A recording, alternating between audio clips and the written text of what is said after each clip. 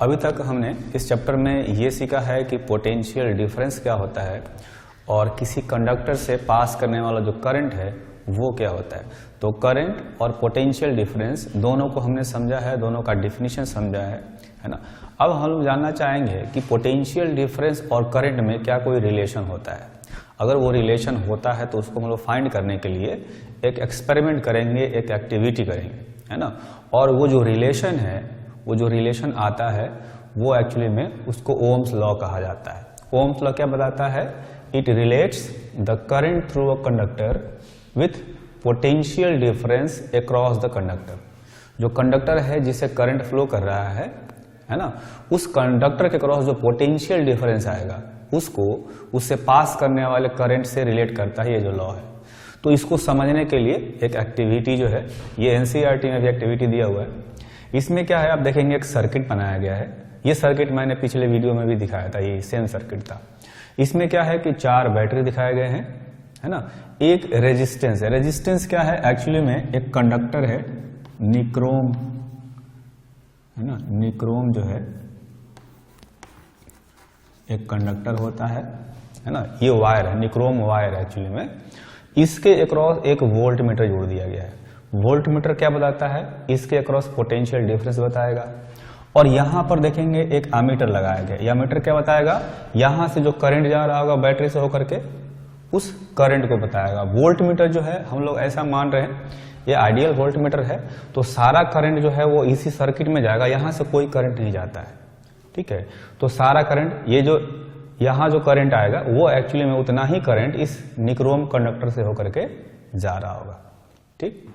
तो हम लोग क्या करेंगे कि जो बैटरी है, सारे बैटरी एक साथ नहीं लगाते, बारी बारी से कभी एक बैटरी लगाएंगे, कभी 2 बैटरी लगाएंगे, कभी 3, कभी 4, ऐसे बैटरी का जो नंबर है वो हम चेंज करते हैं, है ना।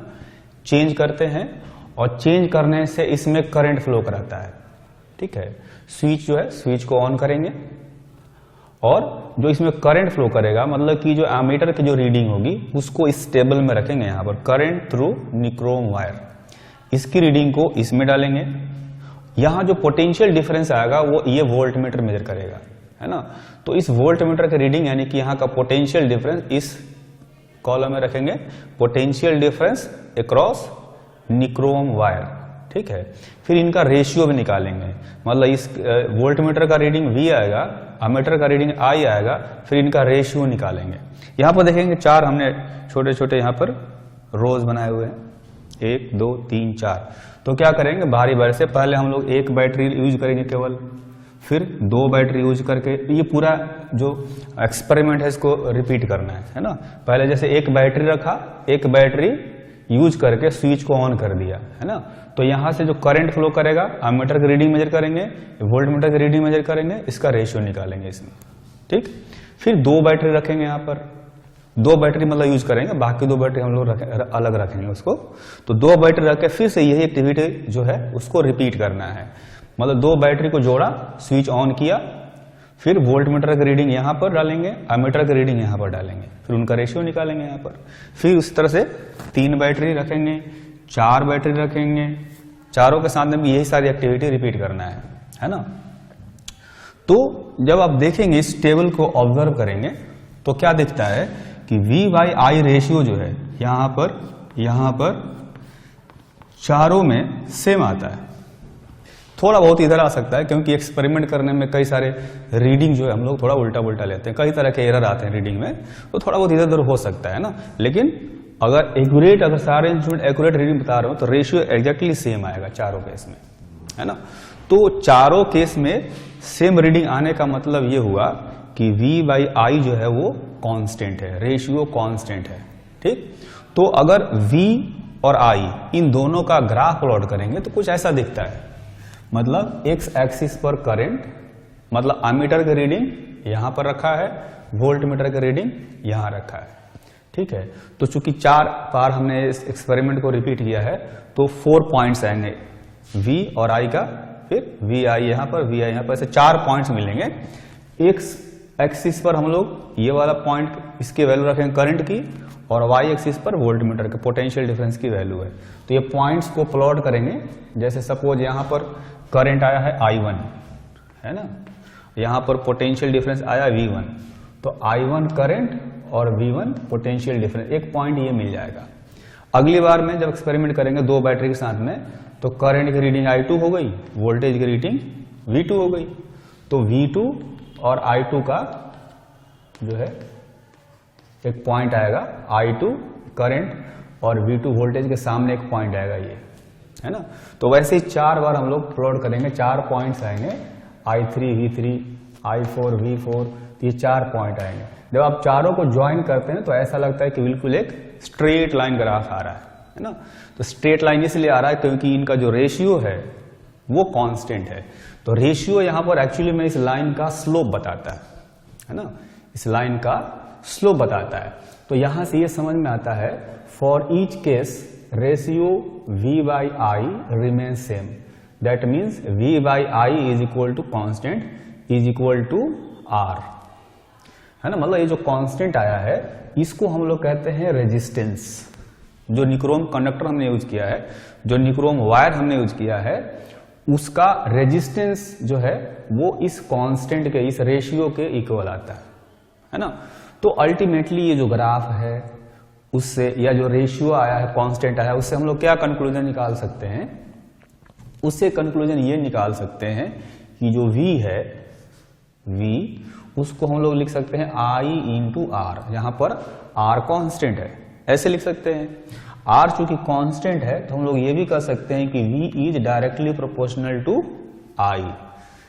मतलब कि अगर करंट को मैं डबल करूंगा तो वोल्टेज भी डबल हो जाएगा, क्योंकि R तो चेंज ही नहीं होना है। अगर करंट को मैं ट्रिपल करता हूं तो पोटेंशियल डिफरेंस भी ट्रिपल हो जाएगा उस निक्रोम वायर के क्रॉस। तो यहां से समझ में आया कि जो पोटेंशियल डिफरेंस है किसी रेजिस्टर के क्रॉस या वायर के क्रॉस, वो जो है करंट के डायरेक्टली प्रोपोर्शनल होता है। तो ओम्स लॉ यही बताता है। क्या बताता है? For a given conductor, conductor मतलब कि रेजिस्टर एक तरह से, है ना, जिसको हम लोग रेजिस्टेंस कहते हैं। For a given conductor potential difference across the conductor is directly proportional to the current flowing through it. उस कंडक्टर से जितना करंट फ्लो हो रहा होगा, इसको ऐसे समझते हैं कि जैसे ये एक कंडक्टर है ना, इस कंडक्टर का अपना रेजिस्टेंस होता है। रेजिस्टेंस को हम लोग कुछ इस तरह से दिखाते हैं, सिंबल दिखाते हैं। एक्चुअली में कंडक्टर कुछ वैसा होगा, वायर जैसा, है ना। तो कहने का मतलब ये है कि अगर यहां से I करंट जा रहा हो और यहां का पोटेंशियल डिफरेंस हो V, है ना, तो V is equal to I into R होता है। मतलब इसे दो एंड पॉइंट्स हैं, इनके बीच में जो पोटेंशियल डिफरेंस वो V है, तो V is equal to IR होता है ना। तो करंट जितना बढ़ाएंगे उतना ज्यादा पोटेंशियल डिफरेंस आएगा, क्योंकि R फिक्स्ड है। अगर I को मैं डबल कर दूंगा तो ये पूरा टर्म ही डबल हो जाएगा, तो ये V भी डबल हो जाएगा, है ना। तो ये बताता है ओम्स लॉ। अब इसमें जो रेजिस्टेंस है उसके बारे में थोड़ा बहुत हमें जानकारी होना चाहिए कि जो रेजिस्टेंस है वो एक्चुअली में क्या बताता है? पोटेंशियल डिफरेंस और करंट का रेशियो, है ना। तो इसको हम लोग ये भी कह सकते हैं, रेजिस्टेंस का जो यूनिट यहां से आप देखेंगे तो ये आएगा वोल्ट पर एम्पियर, ये आएगा। और इसको ओम में भी कहा जाता है। R जो है एक्चुअली में ये इसका यूनिट हो गया, है ना, रेजिस्टेंस का। तो रेजिस्टेंस का एक और यूनिट आता है जिसको यूज किया जाता है। एक्चुअली वोल्ट पर एम्पियर यूज नहीं किया जाता। यूज कौन सा किया जाता है? एक यूनिट होता है जिसको कहा जाता है ओम। ओम प्रोनाउंस करते हैं और उसका सिंबल जो है ऐसे इस तरह से होता है, ठीक है। तो ये जो रेजिस्टेंस है किसी मटेरियल का, जैसे यहां पर निक्रोम वायर लिया था हमने, तो उस मटेरियल का रेजिस्टेंस किस किस फैक्टर पर डिपेंड करता है? उस कंडक्टर में ऐसा क्या चीज है जिसको चेंज करने से ये रेजिस्टेंस चेंज हो जाता है, वो अभी हम लोग यहां पर देखेंगे।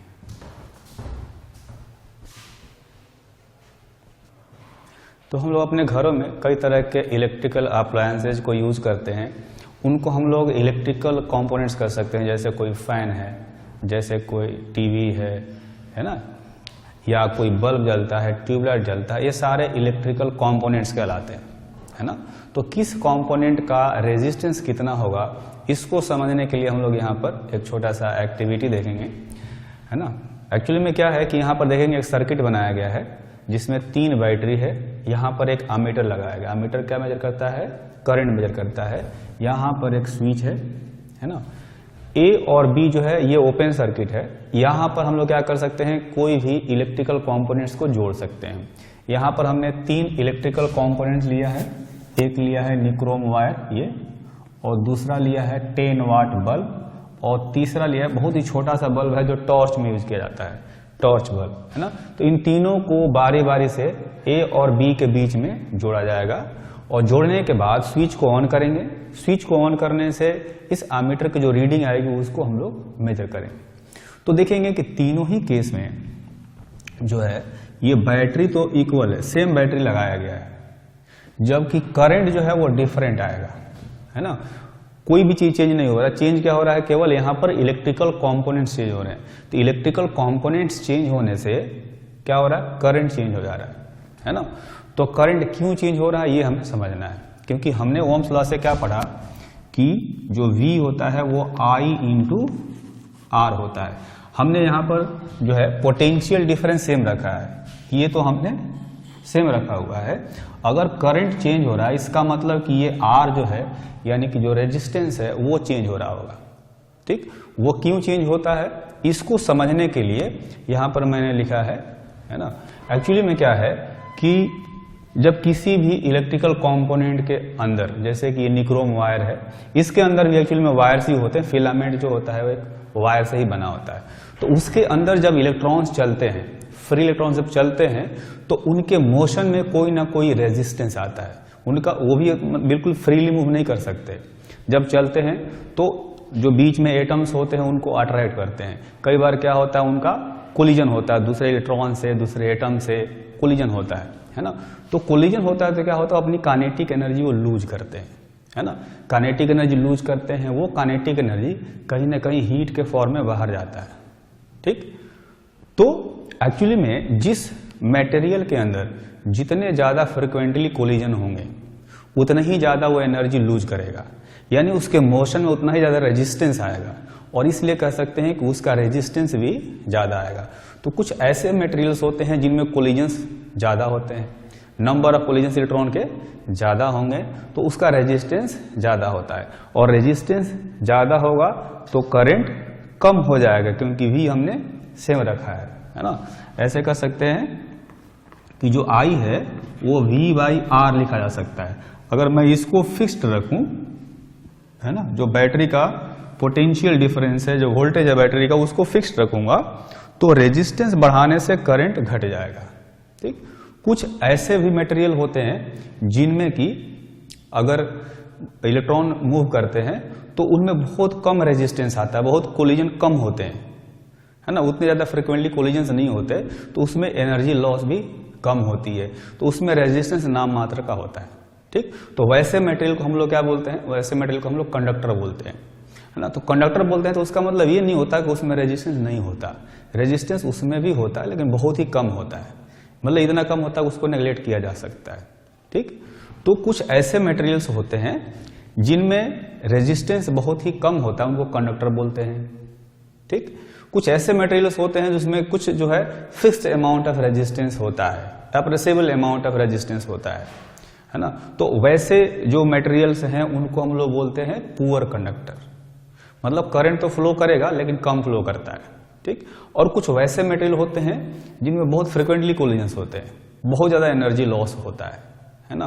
तो ये कह सकते हैं कि रेजिस्टेंस बहुत ज्यादा होगा तो करंट बहुत ही कम हो जाएगा, ये कह सकते हैं करंट फ्लो ही नहीं करेगा।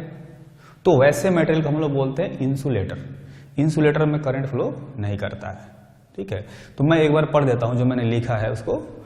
क्या लिखा है, current in an electrical component. Electrical component का मतलब जैसे ये 3 कंपोनेंट लिए थे हमने, निक्रोम वायर, 10 वाट बल्ब और टॉर्च बल्ब, ये 3 कंपोनेंट थे। तो current in an electrical component flows due to motion of free electrons. These electrons are not completely free to move inside the electrical components. Different electrical components, मतलब ये तीनों जो है different है, offer different resistance. तीनों जो है अलग अलग रेजिस्टेंस ऑफर करते हैं due to collision of electrons. किसी में ज्यादा कोलिजन होता है तो ज्यादा रेजिस्टेंस होगा, किसी में कम कोलिजन होता है तो कम रेजिस्टेंस होगा, है ना। तो ये कहता है कि different electrical components offer different resistances to motion of free electrons. An electrical component having very small resistance is called conductor. Electrical component of same size, मतलब जो कंडक्टर का साइज लिया था हमने, साइज उतना है, सब कुछ सेम है, लेकिन मटेरियल डिफरेंट है, तो उसमें जो है अगर थोड़ा सा रेजिस्टेंस आ गया है, मतलब पहले वाले से ज्यादा रेजिस्टेंस है, तो उसको हम लोग पुअर कंडक्टर कर सकते हैं। Electrical component of same size having appreciable resistance is called poor conductor and called insulator if it is has very high resistance, है ना। मतलब ऐसा मटेरियल जिसका रेजिस्टेंस बहुत ही ज्यादा है, उसमें करंट बहुत ही कम फ्लो करता है, तो उसको हम लोग इंसुलेटर बोलते हैं, ठीक।